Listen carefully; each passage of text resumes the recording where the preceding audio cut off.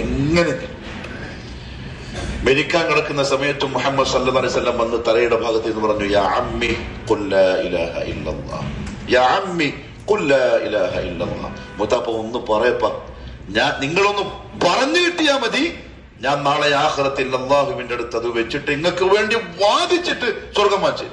കാരണം എന്താ അറിയോ, അബൂ താലിബിന്റെ ഉള്ളിലെല്ലാം ഒക്കെയാണ്, മനസ്സുകൊണ്ട് ഇതെല്ലാം അങ്ങ് വലഖദ് അലിംതു ബിഅന്ന ദീന മുഹമ്മദി മിൻ ഖൈരി അദിയാനിൽ ബരിയതി ദീന. അബൂ താലിബിന്റെ പാട്ടാണ്. എനിക്ക് വളരെ വ്യക്തമായി മനസ്സിലായിട്ടുണ്ട്, മുഹമ്മദിന്റെ ദീനാണ് സത്യമായ ദീൻ.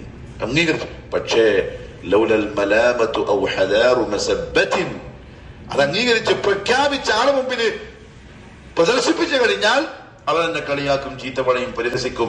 ഈ ഭയം എനിക്കില്ലായിരുന്നെങ്കിൽ ഞാൻ കൂടെ തന്നെ ഉണ്ടാകുമായിരുന്നു. ഇത് അല്ലാഹുവിന് തീരെ ഇഷ്ടപ്പെട്ടില്ല.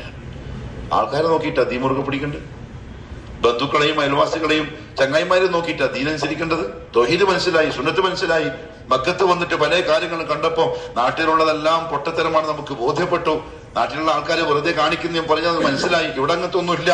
പക്ഷെ അത് ഒളിപ്പിച്ചു വെച്ചാൽ അത് ദീനല്ല, അത് പുറത്ത് കാണിക്കണം.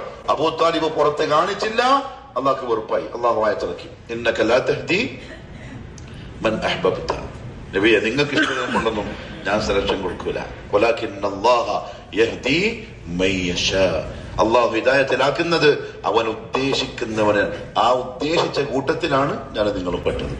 അൽഹംദുലില്ലാഹ്.